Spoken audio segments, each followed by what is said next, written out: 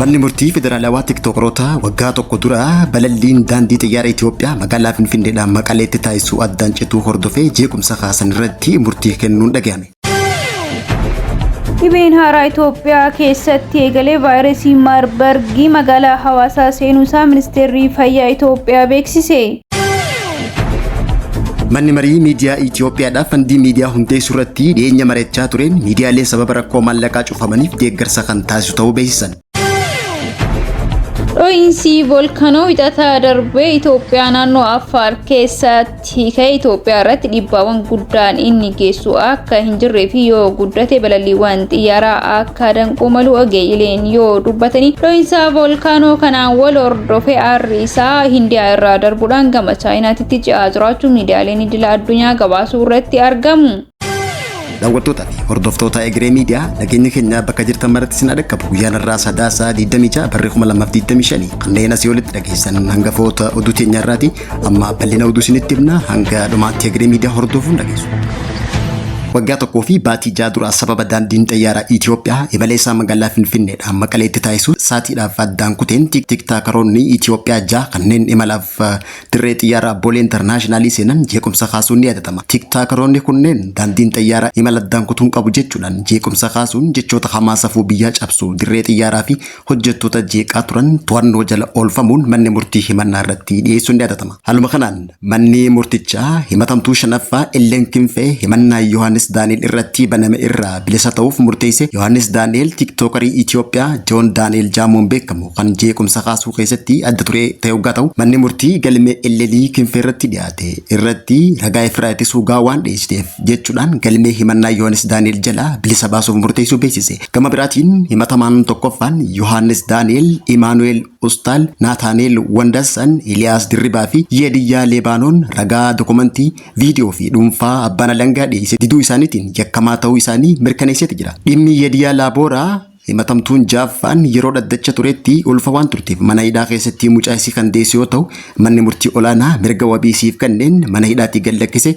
dhimma isiitti fufuudhaan dhaddacha guyyaa irraa Sadaasa 26 bara 2025 ol irratti yakkamtuu ta'uu isii erga mirkaneesseen booda gara mana hidhaatti akka deebitu ajajuun dhaga'ame. Akka maddeen maatii ibsanitti Liidiyaa Laaboraa himatamaa tokkoffaa Yohaannis Daaniel wajjin hariiroo jaalalaa kan qabdu waggaa ta'u daa'imni dhalate kunis himatamaa tokkoffaa fi himatamtuu jaaffaa jidduu kan dhalate ta'uu isaati. Kana malees himatamaan tokkoffaan Joon Daaniel himannaa jeequmsaatiin alatti himannaa sadaffaa daandii xiyyaaraa walii wal qabatee maqaa balleessii seera kompiitaraa cabsuu raawwachuu isaatiin yakkamaa ta'uu isaa mirkanaa'eeti jira. Dubbeen himatamaa kana akka lakkoofsa Itoophiyaatti taatee hagayya 16 bara 2016 mudatee irratti hundaa'e kan ta'e waggaa ta'u daandiin xiyyaara Itoophiyaa imaltoota fe'ee gara Maqalee balali'uuf to'annoo tiraafikaa qilleensaa eegu ture. Garuu jalqaba irratti haala qilleensaatiin balali'uu akka hin dandeenye erga imaltoota himeen booda sa'aatii 4 irratti sababa cufamuu buufata xiyyaaraa Maqaleetiin balallii isaa guutumaan guututti haqame. Himatamtoonni kunneen murtee daandii xiyyaaraa kana fudhachuu diduudhaan xiyyaara keessatti jeequmsa uumuun himataman. Dhimmi isaanii kunis mana murtiitti dhiyaateeti jira. Manni murtichaas abbaa alangaa yaada murtii adabbii isaa akka dhiyeessuu fi abukaattoon himatamtoota adabbii hir'isuudhaaf iyyannoo isaanii Sadaasa 27 bara 2025 guyyaa boruu akka dhiyeessan guyyaa kanneefiti jira. Jeequmsa tiktaakeroota yookaan namoota beekamoo taatee hin baramin dirree xiyyaara idil addunyaa keessatti taasisan kun lammiilee Itoophiyaa hedduu yaada kanniisaa turuun ni yaadatama. Dhibeen haaraa Itoophiyaa keessatti eegalee vaayirasii Maarbargii magaalaa Hawaasaa seenuusaa ministeerri fayyaa Itoophiyaa beeksise.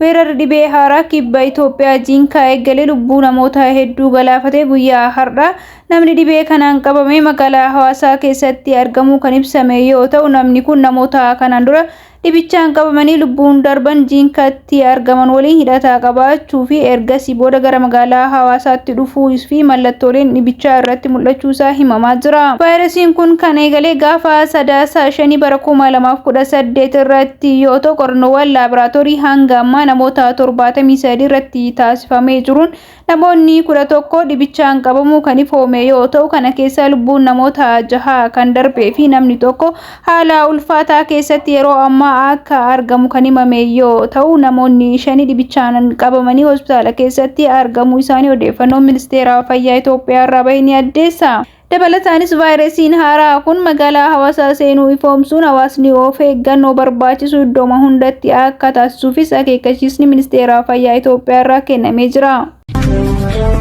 Manni marii miidiyaa Itoophiyaadhaaf fandii miidiyaa hundeessuu irratti dhiyeenya mari'achaa ture miidiyaalee sababa rakkoo maallaqaatiin cufamaniif deeggarsa kan taasisu ta'uu murteesse. Dhaabbilee miidiyaa sababa rakkoo maallaqaatiin cufamuuf dirqaman gargaaruudhaaf fandii miidiyaa hundeessuun barbaachisummaa waltajjii marii mana marichaa qopheesse irratti murteessummaa qabaachuun dhagahame. Fandii miidiyaa kun gaazexeessota hojii dhabanis kan dabalatu hoggaa ta'u barbaachisummaa fandii miidiyaa manni marii miidiyaa Itoophiyaatiin hundeessuun kaayyoowwan isaa madda maallaqaa fi hooggansa fandichaa irratti miseensota waliin marii taasiseeti jira. Itti aanaan durataa koree hojii raawwachiiftuu mana marichaa obbo Taamiraat Haayiluu qorannoo muuxannoo biyyoota biroof keessatti hammatee dhiyeesseen fandii miidiyaa yaadame kun dhaabbilee miidiyaa dhuunfaa fi mootummaaf deeggarsa maallaqaa kan taasisuu fi akka hin cufamneef kan gargaaru ta'uu ibseeti jira. Qorannoon obbo Taamiraat akka agarsiisutti yeroo ammaan tanaa dhaabbilee miidiyaa hedduun kafaltii waggaa, kafaltii saatalaayitii fi mindaa hojjettootaa dabalataa baasii bulchiinsaa dabalaa jiruun rakkoo maallaqaa isaan mudachaa jiruun kan cufamaa jiran ta'uu beeksise. Hundeeffamni fandichaa miidiyaaleen rakkoo maallaqaa isaan mudachaa jiran akka irraananii fi itti fufinsaan sagalee miidiyaa walabaa sababa hanqina maallaqaatiin akka addaan hin cinneef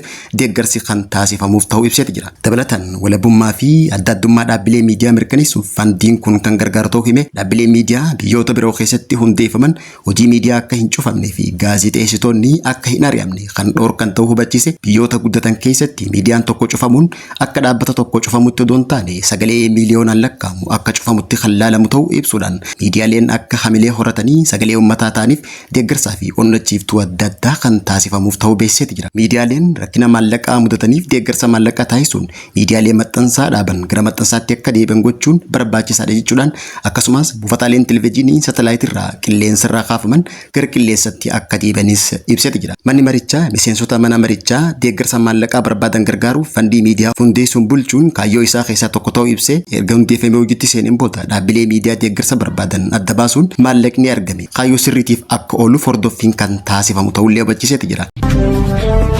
Naannoo Affaaritti dho'iinsi volkaanoo tibbanaa mudate hordofee aaraa fi dhukkee mul'atuun balaliiwwan xiyyaaraa yoo danqoo malee dhiibbaa biraa fiduu akka hin dandeenye qoratan ji'oofiiziksii fi astiroonoomii fi ogeessi olaanaan siisteemoloojii Piroofeesar Attalaa Ayyalaa ibsanii jiru. Itoophiyaa irratti dhiibbaawwan inni geessu hin jiru jechuudhaan qaamoleen garaagaraa dubbachaa kan jiran yoo ta'u miidiyaaleen iddoolaa addunyaa biratti garuu taateen kun xiyyeeffannoo guddaa argatee kan jiru yoo ta'u kanaan gamattis biyyoota garaagaraa irratti dhiibbaawwan garaagaraa keessaa jechuudhaan biyyoonni Eeshiyaa hedduun sodaa guddaa keessa galanii kan jiran yoo ta'u kanuma wal qabatee guyyaa kaleessaa Hindi balaliiwwan garaagaraa xiyyaaraa 20 olitti lakkaa'aman haquu ishee gabaasuun keenya kan yaadatamudha. Arrii naannoo Affaar Itoophiyaa irraa ka'e ardiilee Eeshiyaa biyyoota akka Oomaan, Yemanii fi Hindiyaa irraa qaxxaamuruudhaan guyyaa har'aa kana arrii isaa gama Chaayinaatti seenaa jiraachuu isaa himamaa kan jiru yoo ta'u Chaayinaan immoo taatee kana qolachuudhaaf tattaaffiiwwan isiin taasistuu fi wantoonni ishee murteessu hanga ammaatitti kan hin beekamne yoo ta'u gama Itoophiyaatiin taatee kana wal qabatee tariitii balaliiwwan xiyyaaraa danquu malee miidhaan addaa inni fiduu hin jiru yoo jedhanillee Hindi garuu balaliiwwan xiyyaaraa haqxee kanaaniif qaamota xiyyaaraa irratti dhiibbaawwan garaagaraa geessuu akka maluu fi hurriin aaraa kanaan dhukkeewwan ka'an garaagaraa xiyyaarota keessa seenanii balaawwan garaagaraa xiyyaarotaa fi lubbuu namaa irra geessu mala sodaa jedhuun balaliiwwan xiyyaaraa haquu ishee beeksistee jirti.